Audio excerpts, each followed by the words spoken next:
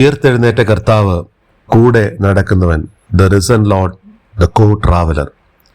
വിശുദ്ധ ലൂക്കോസ് എഴുതിയ സുവിശേഷം 24 അധ്യായം 13 മുതൽ 35 വരെയുള്ള വാക്യങ്ങൾ ഇന്നത്തെ ധ്യാനത്തിന് തെരഞ്ഞെടുത്തിരിക്കുന്നു. നമ്മുടെ ജീവിതയാത്രയിൽ യേശു നമ്മോടൊപ്പം നടക്കുന്നു. ജീവിതത്തെക്കുറിച്ച് നമുക്ക് മനസ്സിലാകാത്ത ഒരുപാട് കാര്യങ്ങളുണ്ട്. അതൊരു സങ്കീർണ യാഥാർത്ഥ്യമാണ്. ജീവിതത്തിന്റെ ചില ഘട്ടങ്ങളിൽ നമുക്ക് തന്നെ നമ്മളെക്കാൾ ഉയർന്ന ഒന്നിനെ ആശ്രയിക്കേണ്ടതുണ്ട്. ഇത് നമുക്ക് കൂടുതൽ ചോദ്യങ്ങളും അപര്യാപ്തമായ ഉത്തരങ്ങളും നൽകുന്നു. ജീവിതം ഇത്ര സങ്കീർണമാണെന്ന് നാം തിരിച്ചറിയുമ്പോൾ ദൈവത്തെ കൂടാതെ നമുക്ക് ചെയ്യാൻ കഴിയില്ലെന്ന് ഈ ഘട്ടത്തിലാണ് നാം തിരിച്ചറിയുന്നത്.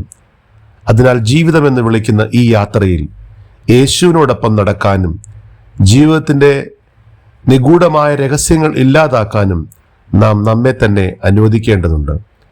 നമ്മൾക്ക് ശരിക്കും ഇഷ്ടപ്പെട്ട ഒരാളെയോ മറ്റെന്തെങ്കിലുമോ നഷ്ടപ്പെട്ടതിൻ്റെ സങ്കടം അത് സംഭവിക്കുമ്പോൾ നമ്മുടെ പോരാട്ടം നമ്മൾക്ക് നഷ്ടപ്പെട്ടത് മാത്രമല്ല, പ്രത്യാശ നിലനിർത്താനുള്ളതുമാണ്.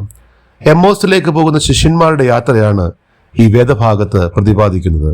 ഈ യാത്രയുടെ പ്രത്യേകതകൾ നോക്കുമ്പോൾ നമുക്ക് കാണുവാൻ സാധിക്കുന്നത് ഇന്നത്തെ ധ്യാനത്തിൽ പങ്കുവയ്ക്കുവാൻ ആഗ്രഹിക്കുകയാണ്. 1. The unexpected presence in the paths of despair. നിരാശയുടെ വഴികളിലെ അപ്രതീക്ഷിത സാന്നിധ്യം. എമ്മോസിലേക്കുള്ള യാത്രക്കാരുടെ ഹൃദയം തകർന്നിരിക്കുകയായിരുന്നു. തങ്ങൾ വിശ്വസിച്ചതും പ്രത്യാശിച്ചതുമായ എല്ലാം അവസാനിച്ചു എന്ന് കരുതി മുഖവാട്ടത്തോടെ അവർ യെരുശലേമിൽ നിന്നും മടങ്ങുകയായിരുന്നു. നമ്മുടെ ജീവിതത്തിലും പലപ്പോഴും പ്രതീക്ഷകൾ അസ്തമിക്കുമ്പോൾ, പ്രിയപ്പെട്ടവർ നഷ്ടപ്പെടുമ്പോൾ, അല്ലെങ്കിൽ പ്രാർത്ഥനകൾക്ക് ഉത്തരം ലഭിക്കാത്തപ്പോൾ നാം ഇതേ നിരാശയുടെ പാതയിലായിരിക്കും. നാം തനിച്ചാണെന്ന് പിശാച് നമ്മുടെ ചെവിയിൽ മന്ത്രിക്കുമ്പോൾ നമ്മുടെ ഓരോ ശ്വാസത്തിലും കൂടെയുള്ള ഒരു ദൈവമുണ്ടെന്ന് നാം തിരിച്ചറിയണം. നമ്മുടെ കണ്ണുകൾ കാണുന്നില്ലെങ്കിലും നാം തനിച്ചല്ല എന്നതാണ് സത്യം. യേശു അവരുടെ ഇടയിലേക്ക് കടന്നു വരുന്നത് അവർ തിരിച്ചറിഞ്ഞില്ല. ദൈവം എല്ലായ്പ്പോഴും നമ്മുടെ പ്രതിസന്ധികളിൽ ഒപ്പമുണ്ട്. എന്നാൽ നമ്മുടെ അവിശ്വാസം അല്ലെങ്കിൽ വേദന നമ്മുടെ കാഴ്ചയെ മറയ്ക്കുന്നു. ക്രിസ്തു നമ്മോട് കൂടെ നടക്കുന്നത് നാം വലിയ വിജയങ്ങൾ ആഘോഷിക്കുമ്പോൾ മാത്രമല്ല, മറിച്ച് തോൽവി സമ്മതിച്ച് പിന്തിരിഞ്ഞു നടക്കുമ്പോഴും അവൻ നമ്മുടെ ചുവടുകൾക്ക് ഒപ്പമുണ്ട്. അവൻ ആകാശത്തിരിക്കുന്ന ദൈവം മാത്രമല്ല, നമ്മുടെ ജീവിതത്തിന്റെ പൊടിപിടിച്ച വഴികളിൽ നമ്മുടെ വേഗതയ്ക്കനുസരിച്ച് കൂടെ നടക്കാൻ തയ്യാറുള്ള ഒരു കോ ട്രാവലർ കൂടിയാണ്. ഈ ലോകം നമ്മെ ഉപേക്ഷിച്ചേക്കാം, സുഹൃത്തുക്കൾ നമ്മെ കൈവിട്ടേക്കാം.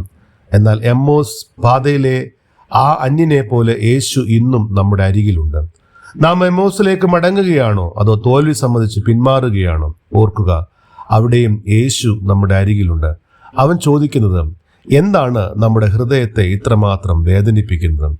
എന്നാണ് നമ്മുടെ ഹൃദയവ്യഥകൾ അവനോട് തുറന്നു പറയുമ്പോൾ ആ സാന്നിധ്യം നമ്മുടെ സങ്കടങ്ങളെ സന്തോഷമാക്കി മാറ്റും. അവൻ വഴിയരികിൽ കാഴ്ചക്കാരനായി നിൽക്കുന്ന ദൈവമല്ല, മറിച്ച് നമ്മുടെ ഭാരങ്ങൾ പങ്കുവെച്ച് കൂടെ നടക്കുന്ന ദൈവമാണ്. 2. Heart set on fire by the word. വചനത്തിലൂടെ കത്തുന്ന ഹൃദയങ്ങൾ. യാത്രക്കാർ തങ്ങളുടെ സങ്കടങ്ങൾ പങ്കുവെച്ചപ്പോൾ യേശു അവരെ ആദ്യം നയിച്ചത് ദൈവവചനത്തിലേക്കാണ്. മോശ മുതൽ പ്രവാചകന്മാർ വരെ എഴുതിയ കാര്യങ്ങൾ അവൻ അവർക്ക് വ്യാഖ്യാനിച്ചു കൊടുത്തു. നമ്മുടെ ജീവിതത്തിലെ എന്തുകൊണ്ട് എന്ന ചോദ്യങ്ങൾക്കും വേദനകൾക്കും കൃത്യമായ മറുപടി ദൈവവചനത്തിലാണ് ഉള്ളത്. ക്രിസ്തു കൂടെ നടക്കുമ്പോൾ അവൻ ആദ്യം ചെയ്യുന്നത് നമ്മുടെ സാഹചര്യങ്ങളെ മാറ്റുകയല്ല, മറിച്ച് വചനത്തിലൂടെ നമ്മുടെ ചിന്താഗതിയെ മാറ്റുകയാണ്. വചനം വെറും അക്ഷരങ്ങളല്ല, മറിച്ച് അത് ജീവനും ചൈതന്യവുമുള്ള ദൈവിക ശക്തിയാണ്. കർത്താവ് സംസാരിച്ചു തുടങ്ങിയപ്പോൾ ശിഷ്യന്മാരുടെ ഉള്ളിൽ ഒരു തീ ജ്വലിക്കാൻ തുടങ്ങി.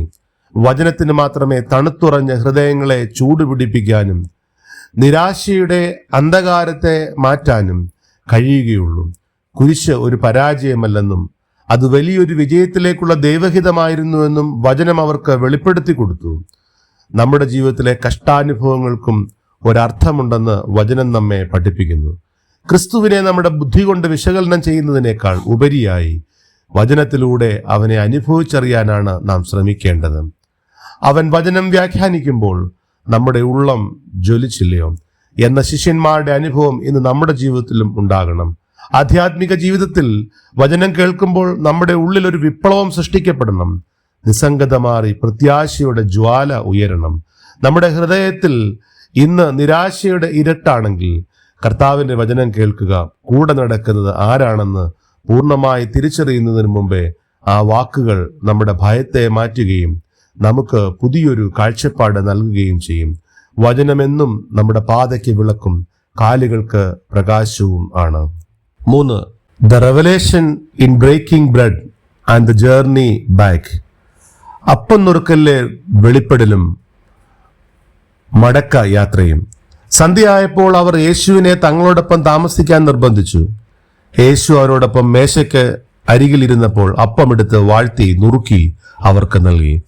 ആ നിമിഷം അവരുടെ കണ്ണുകൾ തുറക്കപ്പെട്ടു. നമ്മുടെ ജീവിതത്തിലെ സാധാരണ നിമിഷങ്ങളെ അസാധാരണമാക്കി മാറ്റുന്നവനാണ് ദൈവം. നാം നമ്മുടെ ജീവിതത്തിലേക്ക് ദൈവത്തെ ക്ഷണിക്കുമ്പോൾ അവൻ നമ്മുടെ മേശയിലിരുന്ന് നമുക്കായി അപ്പം നുറുക്കുന്നു.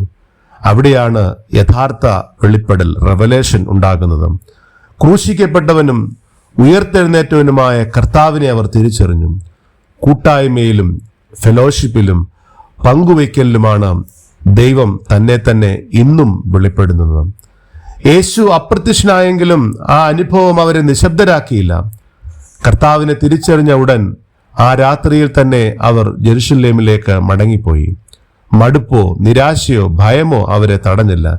കാരണം ഉയർത്തെഴുന്നേറ്റ ക്രിസ്തുവിനെ കണ്ടുമുട്ടിയ ഏതൊരു വ്യക്തിക്കും പിന്നീട് പഴയതുപോലെ ഇരിക്കുവാൻ കഴിയുകയില്ല. നമ്മുടെ ജീവിതത്തിലും ഒരു ഉയർപ്പിന്റെ അനുഭവം ഉണ്ടാകുമ്പോൾ നാം ഒളിച്ചിരുന്നിടത്തു നിന്നും ഭയപ്പെട്ടിരുന്നിടത്തു നിന്നും ദൈവീക സാക്ഷ്യവുമായി പുറത്തു വരും.